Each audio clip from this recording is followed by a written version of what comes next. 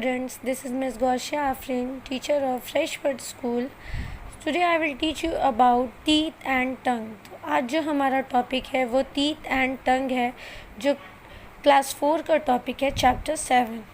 So teeth are a very important part of our body. ये हम सबको पता है कि जो हमारे दांत होते हैं वो हमारे शरीर के बहुत ही इंपॉर्टेंट पार्ट होते हैं. टीथ हमारे फेस को शेप देते हैं और हमें खाना च्यू करने में हेल्प करते हैं. टीथ की मदद से हम लोग अच्छे से बोल भी पाते हैं.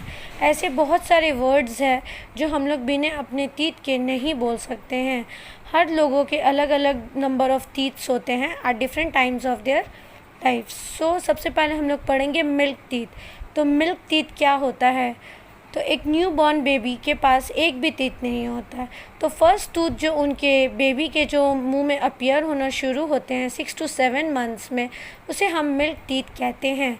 तो जब वो लोग एज 3 के होते हैं, 3 साल के होते हैं, तो उन बच्चों को सेट ऑफ 20 टीथ आता है. जो 3 साल के बच्चे होते हैं उनके जो दांतों में सेट होते हैं वो 20 टीथ के सेट होते हैं.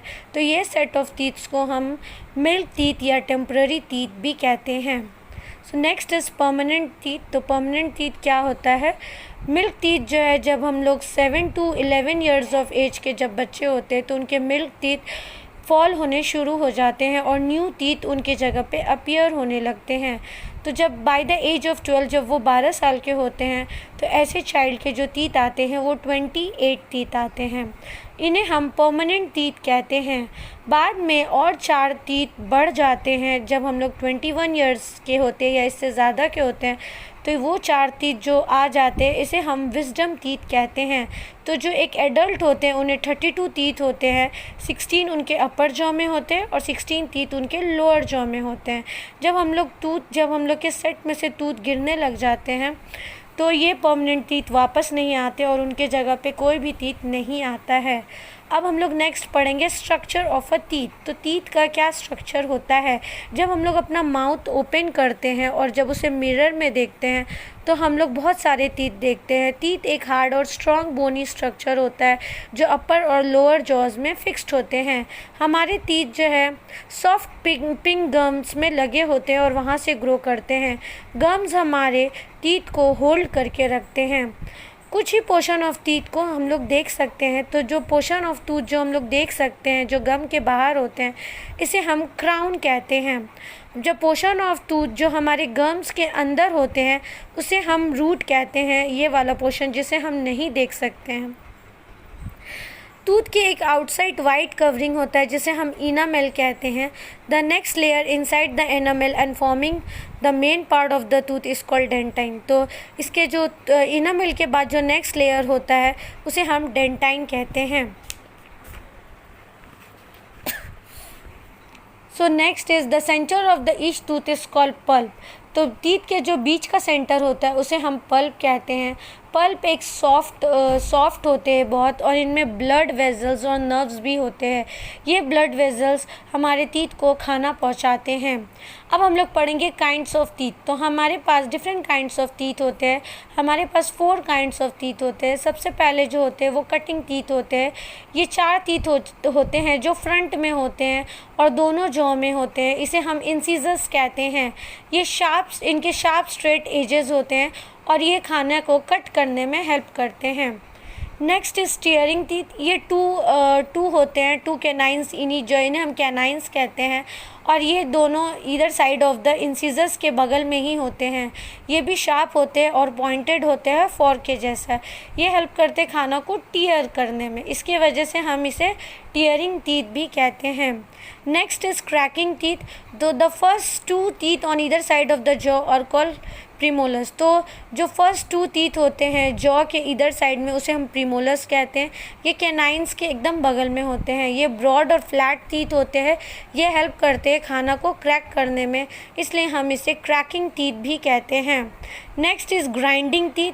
ये 6 टीथ होते हैं at the back of the mouth में. इसे हम मोलर्स कहते हैं. ये प्रीमोलर्स के बगल में होते हैं और ये खाना को ग्राइंड करने में हेल्प करते हैं. इसी रीज़न से हम इसे ग्राइंडिंग टीथ भी कहते हैं. Next is care of your teeth. तो हमें अपने दांतों का ख्याल भी रखना बहुत ज़रूरी है, नहीं तो हमें टूथ डीके हो जाएगा। So we must take good care of our teeth. हमें अपने टीथ का अच्छा ख्याल रखना चाहिए। अगर हम लोग अपने टीथ का केयर नहीं करेंगे तो वो डीके करेंगे, ख़राब हो जाएंगे या फिर फॉल ऑफ होने लगेंगे, गिरने लगेंगे। अगर एक परमानेंट टीथ फॉल हो जाते तो वो वापस ग्रो नहीं करते हैं उस एरिया में।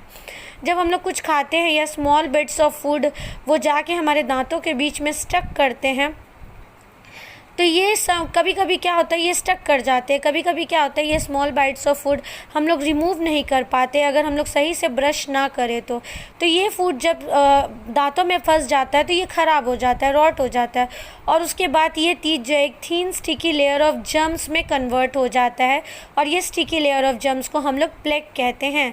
प्लेक रिएक्ट करता है शुगर के साथ जो हमारे खाना में प्रोड्यूस होता है, और ये रिएक्ट करके एक एसिड बनाता है। ये एसिड हमारे टूथ एनामेल को अफेक्ट करता है और उसको डिस्ट्रॉय करने लग जाता है। इसी प्रोसेस को हम लोग टूथ डीके बोलते हैं। ये हमारे एनामेल में होल्स और कैविटीज़ बनाने लग जाता है, जिसके वजह से हमारा नर्व्स और ब्लड वेजल्स भी ख़राब होने लगते हैं। जब हम लोग कोई कोल्ड या हॉट चीज़ के कांटेक्ट में अपने दांतों को लाते हैं तो ये हमें पेन फील कराता है, हमें दर्द होने लगता है और टूथ एच होता है। इसे टूथ डीके होने का बहुत सारा रीज़न्स है। सबसे पहले टूथ एच, दांत में दर्द होने से भी टूथ डीके होता है। होल्स और कैविटीज़ इन द टीथ, जब टूथ एच होता है तो हमें टूथ डीके होता है, समझ जाना चाहिए। और हमारे दांतों में जब होल्स और कैविटीज़ होता है तभी भी हमारे टूथ डीके होता है। Foul smell from the mouth, कभी कभी किसी लोगों के माउथ से गंदे स्मेल आते हैं, ये भी एक टूथ डीके का ही सिम्टम्स होता है। लॉस ऑफ टीथ, जब दांत झड़ने लग जाते हैं, और स्टमक डिसऑर्डर, पेट के भी बहुत सारी समस्याओं से हमें टूथ डीके होता है। तो कुछ हेल्दी हैबिट्स यहाँ पे है जो हमें फॉलो करनी चाहिए अपने टीथ को स्ट्रॉन्ग बनाने के लिए। तो हमें अपने दांतों को ब्रश करने चाहिए एटलीस्ट ट्वाइस डेली, मतलब एक दिन में 2 बार। हमें अपने दांतों को अच्छे से सफाई करने चाहिए, और बहुत तेज अगर हार्डली हम लोग हार्ड करके ब्रश करेंगे बहुत तेज़ी से तो हमारा गम्स जो है डैमेज होने लगेगा। हम लोगों को रॉ वेजिटेबल्स और फ्रूट्स खानी चाहिए, जैसे एप्पल्स, कैरोट, रेडिश। ये हमारे टीथ और गम्स को स्ट्रॉन्ग बनाता है। हमें स्वीट्स और चॉकलेट्स नहीं खानी चाहिए, हमारे टीथ को ख़राब करते हैं। हमें अपने माउथ को हर खाने के बाद धोनी चाहिए, इससे जो फूड पार्टिकल्स हमारे दांतों में लगे होते हैं वो रिमूव हो जाते हैं। हमें अपने दांतों को फ्लॉस करना चाहिए, जहाँ जहाँ पे टूथब्रश नहीं पहुँच पाता वहाँ फ्लॉस करने से वो एरिया तक वो जाता है और वो साफ़ करने में हेल्प करता है। हम लोगों को डेंटिस्ट को भी हर 6 महीने पे विज़िट करना चाहिए। हमें दांत को हमेशा क्लीन करना चाहिए, क्योंकि अगर हम लोग नहीं क्लीन करेंगे तो एक येलो सब्सटेंस बनने लगेगा जिसे टार्टर बोलते हैं, और इसे डेंटिस्ट ही रिमूव कर पाते हैं। So next is microbes. अब माइक्रोब्स क्या होते हैं, जो छोटे छोटे कीड़े मकोड़े होते हैं, जो माइक्रो ऑर्गेनिज़म्स होते हैं उसे माइक्रोब्स कहते हैं। ये बहुत छोटे लिविंग ऑर्गेनिज़म होते हैं जिसे हम सिर्फ माइक्रोस्कोप से ही देख सकते हैं। जो डिसीज़ माइक्रोब्स से होते हैं इसे हम जर्म्स कहते हैं। माइक्रोब्स हर जगह पाया जाता है, ये बहुत जल्दी ग्रो करते हैं, ये हवा में, मॉइस्चर में, वार्मथ में, हर जगह होता है। कुछ माइक्रोब्स हमारे लिए बहुत यूज़फुल होते हैं, जैसे माइक्रोब्स 4 तरीके के होते हैं। एक बैक्टीरिया है, ये सिंगल सेल माइक्रो ऑर्गेनिज़म होता है और ये हमें बीमारियाँ भी देती हैं, जैसे टाइफाइड, न्यूमोनिया। कुछ बैक्टीरिया बहुत यूज़फुल भी होते हैं हमारे शरीर के, जो पेट में ग्रो करते हैं, जो खाना डाइजेस्ट करने में हेल्प करते हैं। Next is virus. ये बैक्टीरिया से भी छोटे होते हैं और ये भी हमें डिसीज़ हम लोगों को देते हैं, जैसे small pox, common cold, polio, ये सब वायरस से होता है। Next is protozoa. ये सिंगल सेल्ड एनिमल्स होते हैं, जैसे कि मॉस्क्यूटो, और ये हमें बीमारियां देते हैं, जैसे मलेरिया, डिसेंट्री, ये सब प्रोटोजोआ से होता है। Next is fungi. ये प्लांट्स होते हैं जो डिकेइंग मैटर पे ग्रो करते हैं और ये भी हमें बीमारियां जैसे देते हैं, जैसे रिंग वर्म, और कुछ फंजाई हमारे लिए यूज़फुल भी होते हैं। Next is useful microbes. तो कुछ बैक्टीरिया जो होते हैं वो मिल्क को कर्ड में चेंज कर देते हैं, मिल्क को दही बना देते हैं, तो ये यूज़फुल काम कर रहे हैं। कुछ फंजाई होते हैं जिसे हम ईस्ट कहते हैं, वो ब्रेड को सॉफ्ट करने में हेल्प करते हैं। कुछ बैक्टीरिया होते हैं जो सॉइल में होते हैं, ये डीके ऑफ डेड प्लांट्स और एनिमल्स में हेल्प करते हैं, डीके करने में उन्हें। कुछ बैक्टीरिया ऐसे होते हैं जो एनिमल्स में रफेज को डाइजेस्ट करने में हेल्प करते हैं। नेक्स्ट इज़ टंग। टंग एक फ्लैशी ऑर्गन होते हैं जो जो हमारे मुंह के अंदर मूव करते हैं और खाना को भी मुंह के अंदर मूव करने में हेल्प करते हैं। इस टंग की वजह से हम लोग खाना को स्वेलो कर पाते हैं। ये हमें हेल्प करते हैं टेस्ट को आइडेंटिफाई करने में, कौन सा हम लोग खाना खा रहे हैं उसमें कैसा टेस्ट है उसे आइडेंटिफाई करने में। इसमें टाइनी बर्न्स होते हैं जिसे हम टेस्ट बर्ड्स कहते हैं। ये टेस्ट बर्ड्स में नर्व्स होते हैं जो ब्रेन को बताता है फूड को टेस्ट करने में कि वो स्वीट है, सॉर है, सॉल्टी है या बिटर है। हमारे different parts of the tongue में अलग अलग सेंसेस होते हैं जो अलग अलग चीज़ों को टेस्ट करने में हेल्प करता है। टेस्ट बर्ड हमारे फ्रंट और back part of the tongue में होते हैं, जैसे टेस्ट सॉल्ट को टेस्ट करने के लिए, सॉल्ट टेस्ट करने के लिए। टेस्ट बर्ड हमारे जो बैक में होते हैं वो बिटर चीज़ों को टेस्ट करने में हेल्प करते हैं। अब हमारी टंग को भी हमें ध्यान रखना पड़ता है, उनकी भी हिफाजत करनी पड़ती है। टंग जो है बैक्टीरिया से कवर होते हैं, जो मुंह में बैक्टीरिया ग्रो करते हैं टंग उससे कवर हो जाते हैं, तो हमें टंग को एवरी मॉर्निंग एक टंग क्लीनर से साफ़ करना चाहिए। Next is teeth of animals.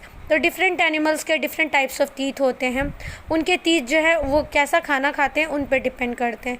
Grass eating animals जो होते हैं जिसे हम हार्बीवोरस भी कहते हैं, वो डियर, गोट्स, काउज और हॉर्स, इनके शार्प फ्रंट टीथ होते हैं जिससे घास को काटने में हेल्प करते हैं। इनके स्ट्रॉन्ग और ब्रॉड टीथ भी होते हैं जिसे ग्राइंडिंग टीथ बोलते हैं, जो इनके माउथ के पीछे में होते हैं और इनके कैनाइन्स नहीं होते हैं।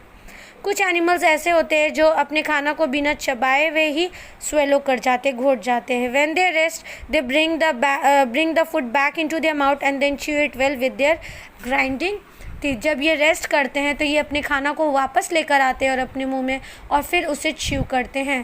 क्रोकोडाइल्स के स्पेशलाइज्ड टीथ नहीं होते हैं, वो they have swallow it in chunks, वो अपने चंक्स में स्वेलो कर लेते हैं।